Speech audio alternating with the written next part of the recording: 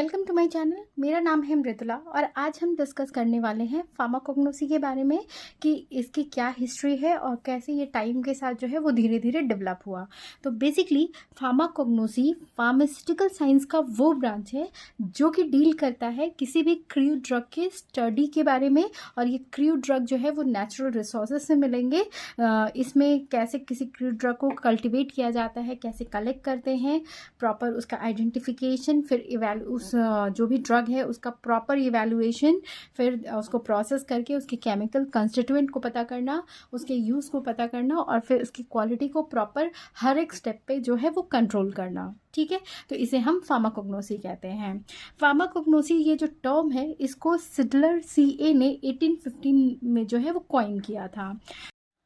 Term pharmacognosy जो है वो ग्रीक वर्ड से डिराइव किया गया है। दो वर्ड्स है, एक है फार्माकॉन जिसका मीनिंग होता है ड्रग, एंड जिग्नोस्को जिसका मीनिंग होता है नॉलेज एक्वायर करना। ठीक है, यानी कि ओवरऑल हम क्या कह सकते हैं, फार्माकोग्नोसी क्या है, किसी की भी ड्रग के बारे में पूरी जो है वो नॉलेज गेन करना।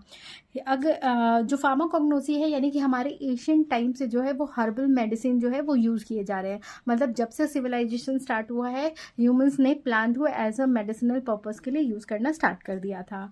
बहुत सारे एशियन डॉक्यूमेंट्स हैं जो ये रिवील करते हैं कि जो प्लांट्स है वो मेडिसिनली जो है वो चाइना में, इंडिया में, इजिप्ट में और ग्रीस में जो है वो क्रिश्चियन एरा के स्टार्ट होने से पहले यूज़ होना स्टार्ट हो गए थे। उसमें से एक जो वो है डॉक्यूमेंट है या कह सकते हैं स्क्रॉल है जिसका नाम है पैपिरस इबरिस, जो कि लगभग 7 फीट लंबा और 1 फीट जो है वो चौड़ा है, जो लगभग 16 सेंचुरी पहले का है। और उसमें ऐसा मतलब डेटेड है मतलब क्राइस्ट के आने से पहले। ठीक है, इस स्क्रॉल में जो है मोर देन 800 फॉर्मूले हैं और 700 डिफरेंट ड्रग्स हैं। ठीक, यानी कि ये जो आपके फॉर्मूले हैं उसके अंदर जो है वो मेडिसिनल प्लांट्स का यूज़ किया गया है। चाइना में बहुत सारे मेडिसिनल प्लांट्स जो है वो यूज़ किए जा रहे थे सिंस 5000 BC से, जिसमें से कि एम्परर सेन नंग ने एक डॉक्यूमेंट लिखा है जिसका नाम है पेन टी सियागो। ये सबसे ओल्डेस्ट है।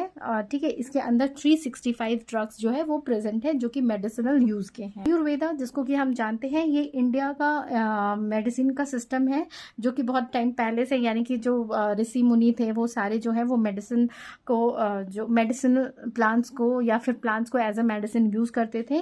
ठीक है, धनवंतरी जो कि समुद्र मंथन में निकले थे ऐसा माना जाता है, वो आयुर्वेदा के फाउंडर कंसिडर किए गए हैं जिन्होंने ओरली आयुर्वेदा को सुश्रुता को जो है वो बताया। फिर सुश्रुता ने क्या किया कि 760 हर्ब्स को 7 डिफरेंट सेट्स में उनके कॉमन प्रॉपर्टी के बेसिस पे जो है वो क्लासिफाई किया और सुश्रुता को जो है वो फादर ऑफ सर्जरी भी कहा जाता है। फिर 460 BC के बीच में हिप्पोक्रेट्स जो कि फादर ऑफ मेडिसिन है, उन्होंने जो है वो रैशनल ट्रीटमेंट जो है वो डिसीज के लिए जो है उस पर प्रेशराइज किया। फिर 370 से 287 BCE में थियोफ्रेटस जो कि जिनको कि फादर ऑफ बॉटनी कहा जाता है, उन्होंने मेडिसिनल प्लांट की जो है वो प्रॉपर स्टडी की।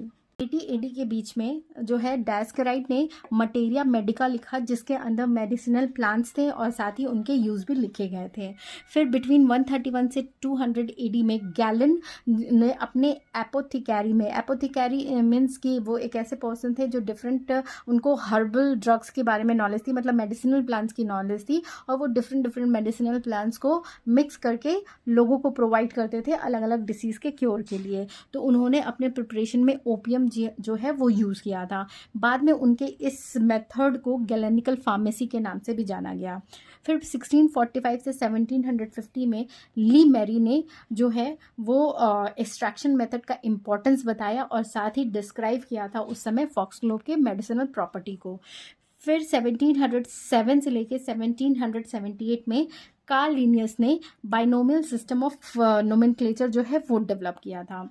1785 में फिर विलियम विथरिंग ने एक फॉक्सग्लोव जो प्लांट था उसके मेडिसिनल प्रॉपर्टी का पूरा ऑब्जर्वेशन जो है वो पब्लिश कर दिया था। फिर 1781 में कोलंबा जो कि एक एल्कोलॉइडल ड्रग है वो ऑफिशियल ड्रग बन गया था फॉर यूज़।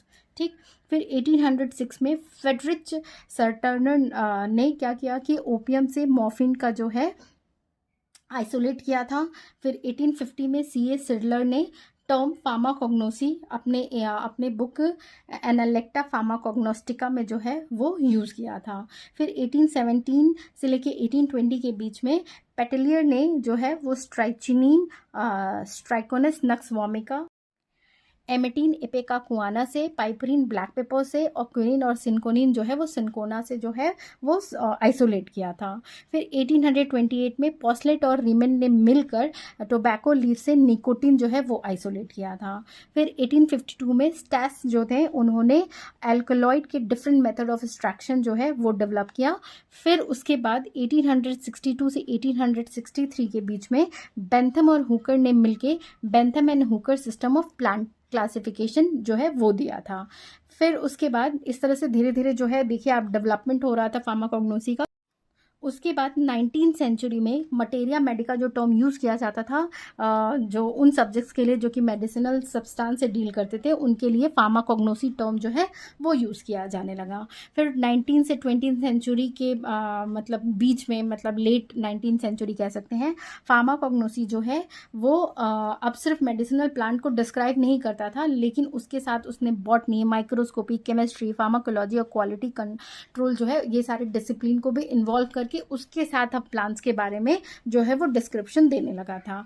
फिर 20वीं सेंचुरी तक जो है वो phytochemistry, chromatography, spectroscopy, pharmacological screening और स्टैंडर्डाइजेशन ये सारे जो है इस सब्जेक्ट में इंक्लूड हो गए थे फॉर अ मेडिसिनल प्लांट्स।